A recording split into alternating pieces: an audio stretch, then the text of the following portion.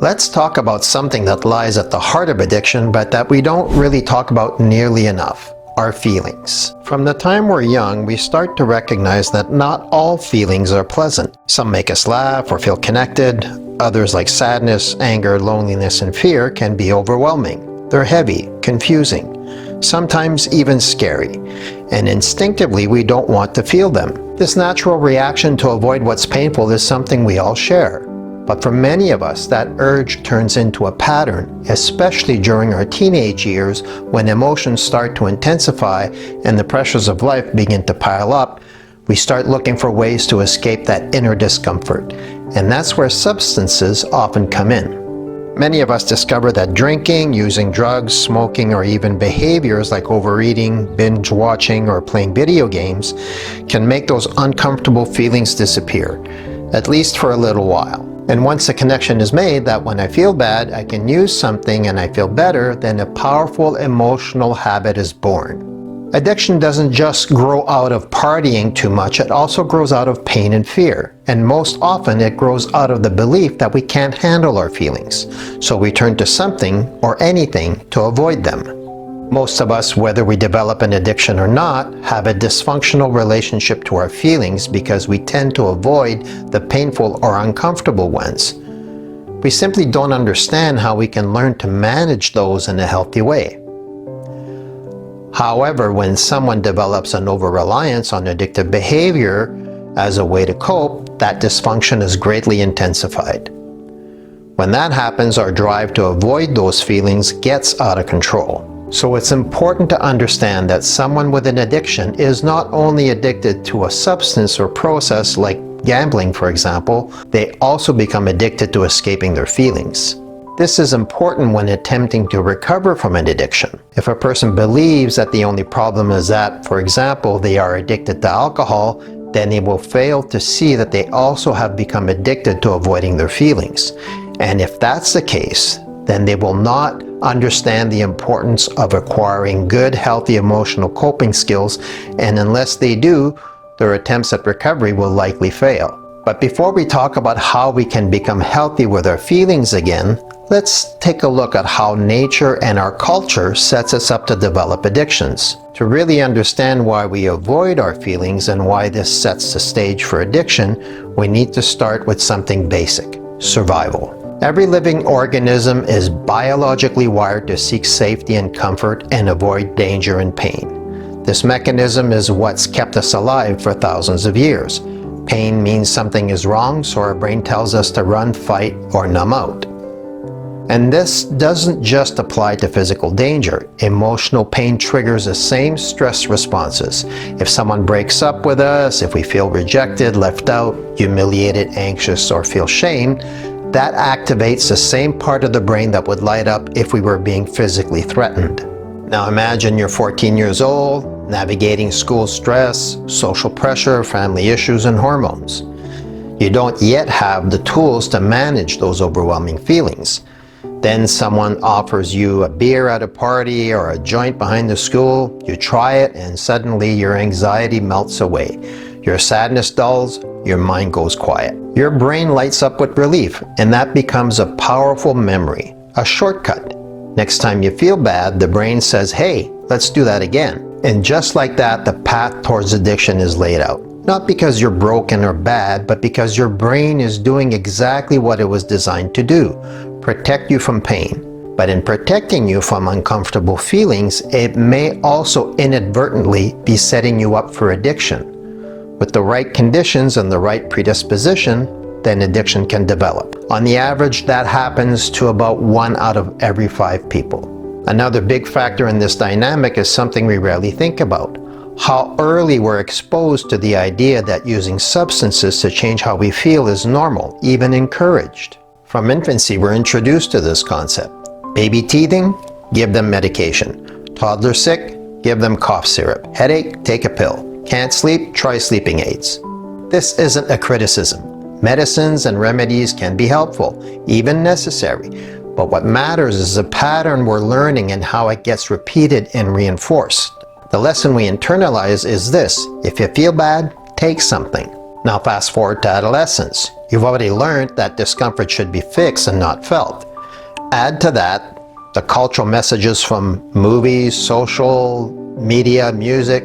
Take the edge off, loosen up, treat yourself, and that we live in a society that constantly promotes distraction as a coping mechanism, and you've got a perfect storm. What often starts as harmless social drinking or experimenting can easily get out of control. And because it's been modeled for us from such a young age, we don't always see the danger until the pattern is deeply ingrained, and sadly, some of us wind up in some of the worst places imaginable. Here's one of the most overlooked issues that fuels addiction. We aren't taught how to feel and manage our feelings. Think about it. Most schools don't have classes on emotional regulation. Few parents sit down with their kids and teach them how to manage and identify what's going on inside. Instead, we grow up hearing things like, "Don't cry, you're fine, get over it, stop being so emotional." So we push our feelings down, we bottle them up, and over time we forget how to even recognize what we're feeling. Here's an interesting fact. The Oxford English Dictionary has over 3,500 words for different emotional states, but the average adult can only name about 40.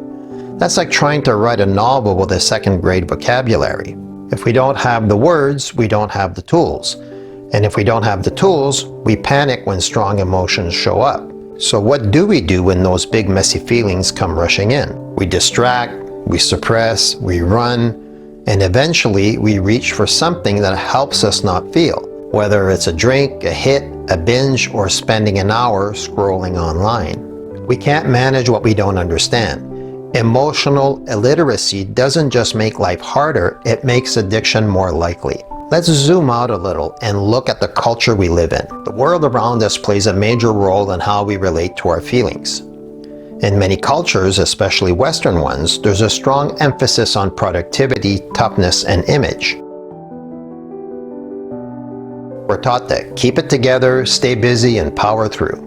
Vulnerability is often seen as a weakness. Sensitivity is dismissed, and expressing emotions, well, that can get you labeled as dramatic, unstable, or weak. Instead of being encouraged to sit with our feelings, we're pushed to move on quickly, or worse, we're told to hide them altogether. Add to that a society filled with distractions, TV, phones, shopping, food, entertainment, and it's easy to see why emotional avoidance becomes the default.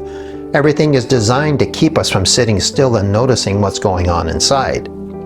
This collective escape becomes our norm, and the more we escape, the less resilient we become. So when real emotional pain hits, like trauma, grief, or heartbreak, we're left defenseless.